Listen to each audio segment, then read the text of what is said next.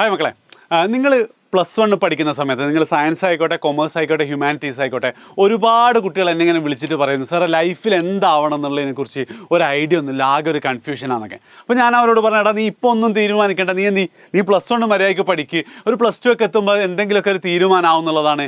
അങ്ങനെ നിങ്ങളൊക്കെ എന്താണ് +2 എത്തി, +2 ഓണപരീക്ഷ കഴിഞ്ഞു, ഇനി എന്ത് ചെയ്യണം, നമ്മൾ മെല്ലെ മെല്ലെ ആ ഒരു കാര്യത്തെക്കുറിച്ച് ചിന്തിച്ച് നോക്കണം, +2 കഴിഞ്ഞിട്ട് എന്ത് ചെയ്യണം. കാരണം ആ തീരുമാനത്തിൽ നിന്നാണ് നിങ്ങൾ ലൈഫിൽ എന്ത് ജോലി ചെയ്യണം, ലൈഫിൽ നിങ്ങൾ എവിടെ എത്തും എന്നൊക്കെ തീരുമാനിക്കാൻ പോകുന്നത് അല്ലേ. സോ ഇന്ന് അതിലെ ഒരു ബ്രോഡായിട്ട് എന്തൊക്കെയാണ് +2 കഴിഞ്ഞാൽ നിങ്ങൾക്ക് മുന്നിലുള്ള ഓപ്ഷൻസ്, ആ ഓപ്ഷൻസിൽ നിങ്ങൾ സീരിയസ് ആയിട്ട് കൺസിഡർ ചെയ്യുന്ന ഒരു ഓപ്ഷനെ കുറിച്ചും കൂടെ പറയാൻ വേണ്ടിയിട്ടാണ് ഇന്ന് ഈ ഒരു വീഡിയോ. അവസാനം വരെ കാണുക, ഇഷ്ടപ്പെട്ടിട്ടുണ്ട് എന്തായാലും നിങ്ങളെ ഫ്രണ്ട്സിനും ഷെയർ ചെയ്യട്ടോ. മക്കളെ +2 കഴിഞ്ഞാൽ നിങ്ങൾ പിന്നെ എന്തായാലും കുറച്ചും കൂടെ പഠിച്ചേ പറ്റുള്ളൂ അല്ലേ. ആ പഠനം 2 രീതിയിലാണ് ബ്രോഡ്ലി കാറ്റഗറൈസ് ചെയ്ത്, ഞാൻ സ്വന്തമായിട്ട് കാറ്റഗറൈസ് ചെയ്താണ്. അതുകൊണ്ട് എന്തില്ല, ഇതൊന്നും എല്ലാ സ്ഥലത്തും കിട്ടണമെന്നൊന്നുമില്ല. അതായത് നിങ്ങൾ ഒന്നെങ്കിൽ എന്ത് ചെയ്യും, നിങ്ങൾ ഒന്നെങ്കിൽ പഠിക്കാൻ പോകുന്നത് പ്രൊഫഷണൽ കോഴ്സസ് ആയിരിക്കും. ഈ പ്രൊഫഷണൽ കോഴ്സസ് എന്ന് പറയുമ്പോൾ ജോലി റിലേറ്റഡ് ആയിട്ടുള്ള ട്രെയിനിങ് പോലെ തന്നെ. ഇപ്പം മെഡിക്കൽ ഫീൽഡിൽ ഏത് ഡോക്ടർ ആവുകയാണെങ്കിലും അതൊരു പ്രൊഫഷണൽ കോഴ്സാണ്. MBBS ആയിക്കോട്ടെ, BDS ആയിക്കോട്ടെ, എന്തായിക്കോട്ടെ. പിന്നെ എഞ്ചിനീയറിംഗ് ഫീൽഡിൽ BTech ഉണ്ട്, അതേപോലെ തന്നെ ആർക്കിടെക്ചർ വരുന്നുണ്ട്. പിന്നെ പാരാമെഡിക്കൽ കോഴ്സസിൽ കുറേ നഴ്സിംഗ്, BPharm അത് ഇത് പറഞ്ഞിട്ട്. ഇനി കൊമേഴ്സുകാർക്ക് എന്തുണ്ട്, CA, CMA, AC, CS, CS എന്നൊക്കെ പറഞ്ഞിട്ട്. ഹ്യൂമാനിറ്റീസുകാരുടെ ഒരു പ്രൊഫഷണൽ കോഴ്സാണ് LLB. അപ്പം ഇതാണ് ഒരു ഓപ്ഷൻ ഉള്ളത്. പിന്നെ രണ്ടാമത്തെ ഓപ്ഷൻ എന്ന് പറയുന്നത് അക്കാഡമിക് കോഴ്സസ് എന്നുള്ള രീതിയിൽ ഇപ്പോൾ എന്താ പറയുക, എല്ലാവർക്കും പറ്റുന്ന BA English, BA Malayalam, BA സംസ്കൃതം എന്നൊക്കെ പറഞ്ഞിട്ടുള്ളതുണ്ട്. അതേപോലെ തന്നെ എന്താണ് കൊമേഴ്സ് ഹ്യൂമാനിറ്റീസ് സ്ട്രീമിൽ BA എക്കണോമിക്സ്, പിന്നെ ഹിസ്റ്ററി, സോഷ്യോളജി, BCom, BBA തുടങ്ങിയ കുറേ കോഴ്സസ് ഉണ്ട്.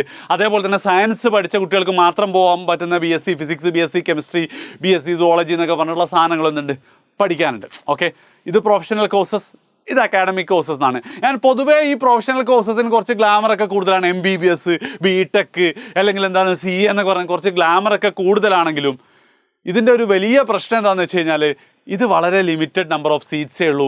ഹൈ കോമ്പറ്റീഷനാണ്. എല്ലാവരും എന്ത് ചെയ്യൂല, ആ ഒരു മോഡിലേക്ക് +2 കഴിഞ്ഞാൽ എത്തൂല.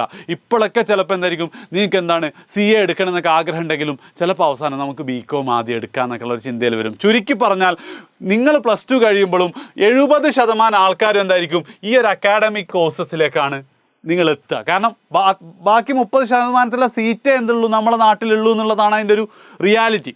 ഓക്കെ, എത്ര ഗ്ലാമർ ഉണ്ടെങ്കിൽ സീറ്റ് കുറയുമ്പോൾ എന്താ ഉറപ്പായിട്ടും എന്തുണ്ടാവും, അവിടെ ഒരു കോമ്പറ്റീഷൻ കൂടുന്നുള്ളതും നിങ്ങൾക്ക് തന്നെ അറിയാവുന്നതാണ്. അപ്പം ഈ അക്കാഡമിക് കോഴ്സസ് നിങ്ങൾ പഠിക്കുക എവിടെയാണെന്ന് വെച്ച് കഴിഞ്ഞാൽ ഒന്നെങ്കിൽ കേരളത്തിലെ top arts and science college ആയിട്ടുള്ള ഇപ്പം എറണാകുളം മഹാരാജാസ്, കോഴിക്കോട് ഇപ്പോൾ ദേവഗിരി ഉണ്ട്, ഫറൂഖ് കോളേജ് ഉണ്ട്, പിന്നെ സെൻറ്റ് ട്രേസാസ് എന്നൊക്കെ പറഞ്ഞിട്ടുള്ള ഒത്തിരി കോളേജസ് ഉണ്ട്.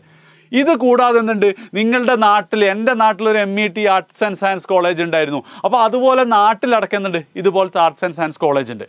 അപ്പം ഇവിടുത്തെ admission is purely based upon നിങ്ങളുടെ +1ലെയും +2യുടെയും മാർക്ക്. അതായത് നിങ്ങൾ BSc ഫിസിക്സ് എടുക്കുമ്പോൾ നിങ്ങൾക്ക് ഫിസിക്സിന് കുറച്ച് വെയിറ്റേജ് ഒക്കെ ഉണ്ടെങ്കിലും അൾട്ടിമേറ്റ്ലി അവിടെയൊക്കെ കൺസിഡർ ചെയ്യുന്നത് നിങ്ങളുടെ +1ലെയും +2ലെയും മാർക്കാണ്.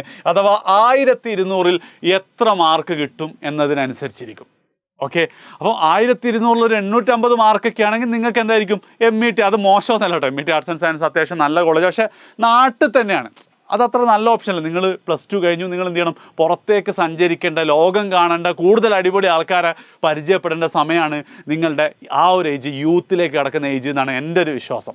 ഓക്കെ, അപ്പം 1200-ൽ 1200 മാർക്കും കിട്ടിക്കഴിഞ്ഞാൽ നിങ്ങൾക്ക് കേരളത്തിൽ മാക്സിമം എത്താൻ പറ്റുക ഒന്നുകിൽ മഹാരാജാസോ അല്ലെങ്കിൽ ദേവഗിരിയോ അല്ലെങ്കിൽ സെൻറ്റ് ട്രീസാസൊക്കെ ആയിരിക്കും. ആൻഡ് ഇതൊന്നും അത്ര മോശമുള്ള കോളേജ് അല്ല.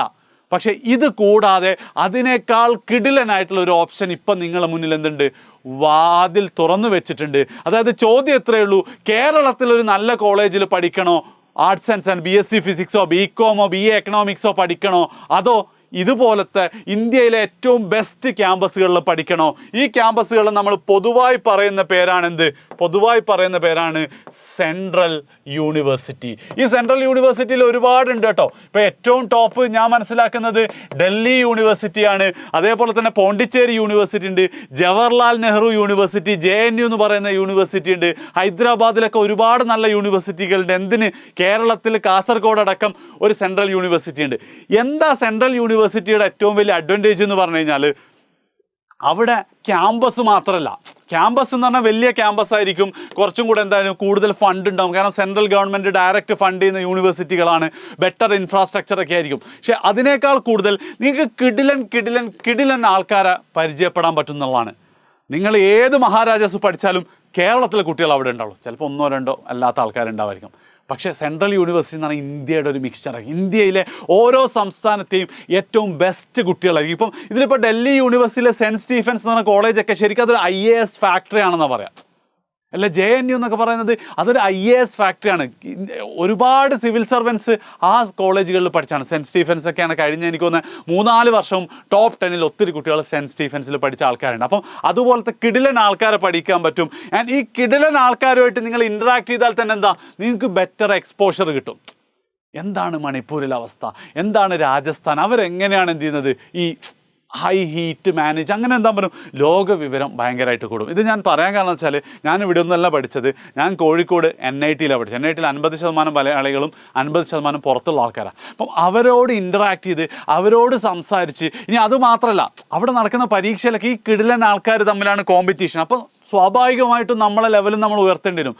അങ്ങനെയുള്ള ഒരു 4 വർഷം സ്പെൻഡ് ചെയ്തതാണ് NITയിൽ നിന്ന് എനിക്ക് കിട്ടിയ ക്യാമ്പസ് പ്ലേസ്മെൻറ്റിനേക്കാളും അക്കാഡമിക് നോളജിനേക്കാളൊക്കെ എന്നെ ഞാനാക്കിയതിൽ ഏറ്റവും പ്രധാനപ്പെട്ട ഘടകം എന്നാണ്. ഓക്കെ, അപ്പം ഇതേ അവസ്ഥ എന്തുണ്ടാവും, ഒരുപക്ഷെ NITനേക്കാളും ബെറ്റർ ആയിട്ടുള്ള ഒരു എക്സ്പോഷറും ബെറ്റർ പീപ്പിളിനെയും ഒരുപക്ഷെ നിങ്ങൾക്ക് ഡൽഹി യൂണിവേഴ്സിറ്റിയിൽ അഡ്മിഷൻ കിട്ടിയാൽ നിങ്ങൾക്ക് കിട്ടും. ഓക്കെ, അതേപോലെ തന്നെ ഫീസ് എന്ന് പറഞ്ഞാൽ വെരി അഫോർഡബിൾ ആയിരിക്കും. പിന്നെ ഇപ്പോൾ ക്യാമ്പസ് പ്ലേസ്മെൻറ്റ് ഒരുപാട് സംഭവിക്കുന്നുണ്ട് സെൻട്രൽ യൂണിവേഴ്സിറ്റികളിൽ. ആൻഡ് ഇതിനേക്കാളൊക്കെ ഇമ്പോർട്ടൻ്റ് ആണ് better employability. At least at the end of the day എന്താണ്, നമ്മൾ പഠിക്കുന്നതൊക്കെ നല്ലൊരു ജോലിക്കല്ലേ. ഇപ്പം ഞങ്ങൾ എന്നും ഇൻ്റർവ്യൂ ഒക്കെ നടക്കാറുണ്ട്. അപ്പം ഉദാഹരണത്തിന് നമുക്ക് എന്തുണ്ട്, നമുക്കൊരു ഗ്രാജുവേറ്റ് ഇപ്പോൾ BCom പഠിച്ച ഒരാൾക്കൊരു വേക്കൻസി ഉണ്ടെങ്കിൽ ഒരാൾ പറയാണ് ഞാൻ BCom ഫറൂഖ് കോളേജിലെ മഹാരാജാസ് എന്നാണ് പഠിച്ചത്, ഒരാൾ പറയാണ് ഞാൻ സെൻറ്റ് സ്റ്റീഫൻസ് എന്നാണെങ്കിൽ ഒരു സംശയമില്ല, സെൻറ്റ് സ്റ്റീഫൻസിന് നമ്മൾ എന്ത് ചെയ്യും, ഒരു പ്രയോറിറ്റി കൊടുക്കും. അതെല്ലാ എംപ്ലോയേഴ്സിൻ്റെ അടുത്തുണ്ട് കേട്ടോ. കാരണം നിങ്ങൾ കുറച്ചും കൂടി ഈ പറഞ്ഞ ഫാക്ടറൊക്കെ നിങ്ങൾക്ക് കുറച്ചും കൂടി കൂടുതലാണ് എന്ന് ഞങ്ങൾ മനസ്സിലാക്കിയത് കൊണ്ട് തന്നെ കൂടുതൽ ആളുകളുമായിട്ട് എക്സ്പോസ് ചെയ്ത ആൾക്കാർക്കായിരിക്കും കൂടുതൽ ഇമ്പാക്റ്റ് ഉണ്ടാക്കാൻ പറ്റും. ആ ഒരു രീതിയിൽ എവിടെ നിങ്ങൾ ജോലി അന്വേഷിക്കുമ്പോഴും സെൻട്രൽ യൂണിവേഴ്സിറ്റി എന്നുള്ള ടാഗ് എന്ത് ചെയ്യും, നിങ്ങളെ ഹെൽപ്പ് ചെയ്യും. ഓക്കെ, ആൻഡ് പ്രത്യേകം ശ്രദ്ധിക്കുക, ഇതൊരിക്കലും എന്തല്ല ഒരു BTech വേഴ്സസ് BSc ഫിസിക്സ് അങ്ങനെ ഒരു കമ്പാരിസൺ അല്ല കേട്ടോ. അതായത് നിങ്ങൾ എന്താണോ ആർട്സ് ആൻഡ് സയൻസിൽ അക്കാഡമിക് കോഴ്സ് എടുക്കുന്നത്, BSc physics in Maharajas versus BSc physics in Saint Stephen's ആണ് എന്ത് ചെയ്യുന്നത് നമ്മളിവിടെ ഡിസ്കസ് ചെയ്യാൻ പോകുന്നത്. ജസ്റ്റ് ഞാനൊന്ന് പറയാണ്. അപ്പം കാര്യത്തിൻ്റെ മെച്ചം മനസ്സിലായല്ലോ. അപ്പം ഇതിലേക്ക് ഇപ്പം എന്താണ്, ഇപ്പം നിങ്ങൾക്ക് എത്താൻ, അതായത് BTech ഫ്രം NIT അല്ലെ ഒരു MBBS സീറ്റിനേക്കാളൊക്കെ കമ്പാരിറ്റീവ്ലി എന്താണ് ഭയങ്കര എളുപ്പത്തിൽ കിട്ടുന്നൊരു കാര്യമാണ്. And this is not only for science students, പക്ഷേ അതിനേക്കാളും കൊമേഴ്സിനും ഹ്യൂമാനിറ്റീസിനും, കാരണം അവരെ സംബന്ധിച്ച് മോർ ഓപ്ഷൻസും ഈ ആർട്സ് ആൻഡ് സയൻസ് അല്ല, ഹ്യൂമാനിറ്റീസിനൊക്കെ ഒത്തിരി പ്രൊഫഷണൽ കോഴ്സസ് ഒന്നുമില്ല. അപ്പം നിങ്ങളെ സംബന്ധിച്ച് ഇന്ത്യയിലേക്ക് ബെസ്റ്റ് കോളേജിൽ അഡ്മിഷൻ കിട്ടുക എന്ന് പറയുന്നത് കമ്പാരിറ്റീവ്ലി ഈസിയാണ്. അതിനിപ്പോൾ എന്താണ്, ഒരു സെൻട്രൽ എക്സാം ഉണ്ട്, CUET, കോമൺ എന്താ സെൻട്രൽ യൂണിവേഴ്സിറ്റി എൻട്രൻസ് ടെസ്റ്റ് എന്നോ എലിജിബിലിറ്റി ടെസ്റ്റ് എന്ന് എങ്ങനെയായിരിക്കും അതിൻ്റെ ഫുൾ ഫോം. ഈ ഒരൊറ്റ എക്സാം നിങ്ങൾക്ക് നല്ല സ്കോർ ഉണ്ടെങ്കിൽ നിങ്ങൾക്ക് ഞാൻ ഈ നേരത്തെ പറഞ്ഞ യൂണിവേഴ്സിറ്റികളിൽ അഡ്മിഷൻ കിട്ടുന്നതാണ് നേരത്തെ പറഞ്ഞ ആ ഒരു ബെനഫിറ്റ്സ്, ഫോർച്യൂൺസ് ഒക്കെ നിങ്ങൾക്ക് കിട്ടും. ആൻഡ് നിങ്ങൾ സയൻസുകാരാണ് കൂടുതലും എൻട്രൻസ് എക്സാമുകൾ എഴുതുക. നിങ്ങൾ എഴുതുന്നതിൽ നീറ്റ് ഉണ്ടാവും, JEE ഉണ്ടാവും, കീം ഉണ്ടാവും, വേറെ പലതും ഉണ്ടാവും. അതിൽ വെച്ചിട്ട് ഏറ്റവും എളുപ്പമുള്ള എക്സാമാണെന്ത്, CUET. അതിൻ്റെ പ്രധാനപ്പെട്ട റീസൺ എന്താ വെച്ചാൽ, ഒന്ന് +2 ടോപ്പിക്കുകൾ മാത്രമേ ഉള്ളൂ, +1 നിങ്ങൾ പഠിക്കുക വേണ്ട. നിങ്ങളുടെ ബോർഡ് എക്സാമിൻ്റെ മാർക്ക് പിന്നെ എന്തല്ല, നമുക്കൊരു വിഷയമേ അല്ല. +2 ടോപ്പിക്ക് മാത്രമാണ് ഈ എൻട്രൻസ് ടെസ്റ്റിന് ഉണ്ടാവുക. അങ്ങനെയുള്ള എൻട്രൻസ് ടെസ്റ്റ് വേറെ ഏതുണ്ടോ എന്ന് തന്നെ എനിക്കറിയില്ല കേട്ടോ. മാത്രമല്ല, ഇപ്പോൾ ഉദാഹരണത്തിന് ഇപ്പോൾ നീറ്റ് എഴുതുകയാണെങ്കിൽ മെയിൻലി ബയോളജിയാണ് പഠിക്കേണ്ടത്, അല്ലെങ്കിൽ MBBSന് പഠിക്കുന്നതെങ്കിൽ കൂടി ഫിസിക്സും കെമിസ്ട്രിയും നിർബന്ധമായി നിങ്ങൾ പഠിക്കണം. നല്ല മാർക്ക് സ്കോർ ചെയ്തില്ലേ നിങ്ങൾക്ക് കിട്ടില്ല. എന്തിനാ ഇപ്പോൾ ഫിസിക്സ് പഠിക്കുന്നതെന്ന് ചോദിച്ചു കഴിഞ്ഞാൽ ആർക്കൊന്നും അറിയില്ല. പക്ഷേ CUETയുടെ കേസിൽ നിങ്ങൾക്കിപ്പോൾ BSc ബയോളജി അല്ല BSc സുവോളജിയാണ് എടുക്കേണ്ടതെങ്കിൽ നിങ്ങൾ BSc ഫിസിക്സ് എക്സാമേ എഴുതേണ്ട ആവശ്യമില്ല. BSc സുവോളജിയും വേറെ ചിലപ്പോൾ ഇംഗ്ലീഷും ജനറൽ എബിലിറ്റി ടെസ്റ്റൊക്കെ ആയിരിക്കും നിങ്ങളുടെ മാർക്ക് നോക്കാൻ പോകും. അപ്പോൾ ആ ഒരു രീതിയിൽ ഇൻറ്റേർണൽ ചോയ്സ് എന്തുണ്ട് നിങ്ങൾക്കുണ്ട്. ചില സബ്ജക്റ്റുകൾ നിങ്ങൾക്ക് സ്കിപ്പ് ചെയ്യാൻ പറ്റും. ഫസ്റ്റ്, കൊമേഴ്സുകാർക്ക് അക്കൗണ്ടൻസി ഭയങ്കര പ്രശ്നമാണ്. അക്കൗണ്ടൻസി ഇല്ലാത്ത എന്തെങ്കിലുമാണ് പോകണ്ടെങ്കിൽ നിങ്ങൾക്ക് അക്കൗണ്ടൻസി പഠിക്കാതിരിക്കാം. അതാണ് ഫസ്റ്റ്. പിന്നെ രണ്ടാമത്, ഇതുവരെ ഉള്ളത് വെച്ചിട്ട് വലിയ ഡിഫിക്കൽട്ടി ഒന്നുമില്ല. ബോർഡ് എക്സാമിനേക്കാൾ കുറച്ചും കൂടെ ഡിഫിക്കൽട്ട് മാത്രമല്ല. +2 ടോപ്പിക്ക് തന്നെയാണെന്ന് പറഞ്ഞാൽ തന്നെ കുറേ ആശ്വാസമായില്ലേ. അതായത് ഇപ്പോൾ സയൻസുകാരെ പറഞ്ഞാൽ ഒരു കേരള എഞ്ചിനീയറിംഗ് എൻട്രൻസിൻ്റെ ആ ഒരു ഡിഫിക്കൽട്ടിയൊക്കെ വരുന്നുള്ളൂ. മാത്രമല്ല ഏറ്റവും ഇമ്പോർട്ടൻറ്റ് ഭയങ്കര കോമ്പറ്റീഷൻ കുറവാണ് അവിടെ.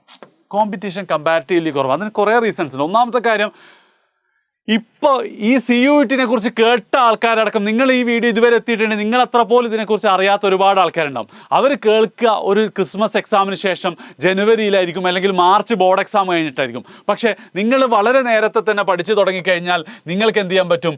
നിങ്ങൾക്ക് നല്ല സ്കോറിലേക്ക് എത്താൻ പറ്റും. കാരണം ഇതൊരു എൻട്രൻസ് എക്സാമാണ്, ബോർഡ് എക്സാം അല്ല. എൻട്രൻസ് എക്സാം എന്ന് പറയുമ്പം ഒരു ഓട്ട മത്സരം പോലെയാണ്. ആരാണ് ആദ്യം എത്തുന്നത് അവരെക്കാൾ തൊട്ട് പിന്നിൽ രണ്ടാമത്. അതായത് ബോർഡ് എക്സാമിൻ്റെ കേസിൽ നിങ്ങൾ നന്നായി പഠിച്ചാൽ നിങ്ങൾക്ക് നല്ല മാർക്ക് കിട്ടും, ബാക്കിയുള്ളവർ നന്നായി പഠിച്ചില്ലയോ എന്നുള്ളത് നിങ്ങളുടെ വിഷയമല്ല. പക്ഷേ എൻട്രൻസിൻ്റെ കേസിൽ നിങ്ങൾ നന്നായി പഠിച്ചാൽ മാത്രം പോരാ, ബാക്കിയുള്ളവരെക്കാളും നന്നായിട്ട് നിങ്ങൾ പഠിക്കണം. അപ്പോൾ അതിൽ 2 ഫാക്ടറാണ്. ഇപ്പോൾ ഒരു ഓട്ട മത്സരത്തിന് മുന്നിലെത്താൻ ഒന്ന് സ്പീഡിൽ ഓടലാണ്, രണ്ടാമത്തതോ നേരത്തെ ഓടി തുടങ്ങിയാൽ മതി അല്ലേ, ബാക്കിയുള്ളവർ ഓടി തുടങ്ങുന്നതിന് മുന്നേ തുടങ്ങിയാൽ മതി. അങ്ങനെ ഒരു ഓപ്ഷൻ നിങ്ങളുടെ മുന്നിലുണ്ട്. നേരത്തെ CUET പ്രിപ്പയർ ചെയ്താൽ ഉറപ്പായിട്ട് എന്ത് ചെയ്യാൻ പറ്റും? നിങ്ങൾക്ക് നല്ല സ്കോറിലെത്തും. പിന്നെ അതേപോലെ തന്നെ മോർ സീറ്റ്സ് ഉണ്ട് കേട്ടോ, കുറേ സീറ്റുകളുണ്ട്. ഇപ്പം കേരളത്തിൽ ഏറ്റവും കൂടുതൽ MBBS സീറ്റുള്ളത് കോഴിക്കോട് മെഡിക്കൽ കോളേജിലാണ്, 250 സീറ്റാണ്. പക്ഷേ JNUവിൽ ചിലപ്പോൾ എന്തുണ്ടാവും, കൊമേഴ്സ് ഫീൽഡിൽ തന്നെ ചിലപ്പം 1000-ഓളം സീറ്റ് ഉണ്ടാവും. അപ്പോൾ ആ ഒരു അഡ്വാൻറ്റേജ് എന്തുണ്ട്? ഉറപ്പായിട്ടും നിങ്ങൾക്ക് ഇവിടെ കിട്ടും. കോമ്പറ്റീഷൻ കൂടുതൽ സീറ്റുള്ളതുകൊണ്ട് എന്തായാലും നിങ്ങൾ CUET എഴുതിയാൽ ഏതെങ്കിലും സീറ്റ് കിട്ടും. അത് നല്ല കോളേജ് കിട്ടുക എന്നുള്ളതാണ് നല്ല സ്കോറിലൂടെ വേണ്ടത്. അതേപോലെ തന്നെ നിങ്ങൾ നേരത്തെ തുടങ്ങിയാലുള്ള ഞാൻ നേരത്തെ പറഞ്ഞ ഒരു ഏർലി ബേർഡ് അഡ്വാൻറ്റേജ് ഉറപ്പായിട്ടുണ്ടാവും. കാര്യങ്ങളൊക്കെ ഏകദേശം ക്ലിയർ ആയിട്ടുണ്ടാവുമെന്ന് കരുതുന്നു. കുറേ സംശയങ്ങളുണ്ടാവും, നിങ്ങൾക്ക് സംശയങ്ങളൊക്കെ കമൻറ്റ് ചെയ്യാവുന്നതാണ്.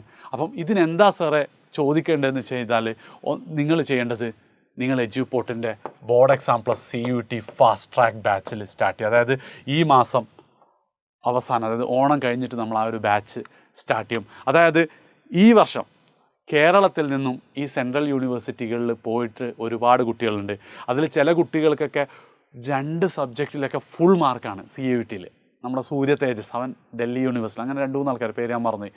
ഇവരെ കൂടാതെ കേരളത്തിൽ നിന്നും CUET കിട്ടിയിട്ട് സെൻട്രൽ യൂണിവേഴ്സിറ്റിയിൽ പഠിക്കുന്നതിന് അതിൽ പകുതിയിലേറെ കുട്ടികളും എജ്യൂപോർട്ടിൻ്റെ ഈ ഫാസ്റ്റ് ട്രാക്ക് ബാച്ച് പഠിച്ച കുട്ടികളായിരിക്കും. എനിക്ക് കോൺഫിഡൻറ്റോട് കൂടി പറയാൻ പറ്റും. കാരണം അത്രയും ബെസ്റ്റായിട്ട് ഏറ്റവും ആദ്യം CUET വേണ്ടിയിട്ടുള്ള ബാച്ചുകൾ ലോഞ്ച് ചെയ്തത് ഞങ്ങളായിരുന്നു. ആൻഡ് ഉറപ്പായിട്ട് ഈ വർഷം ഒരുപാട് കഴിഞ്ഞ വർഷത്തേനേക്കാൾ ബെറ്റർ കോഴ്സ്, ബെറ്റർ സിസ്റ്റം ആയിക്കൊണ്ടാണ് എന്ത് ചെയ്യുന്നത് നമ്മൾ ചെയ്യുന്നത്.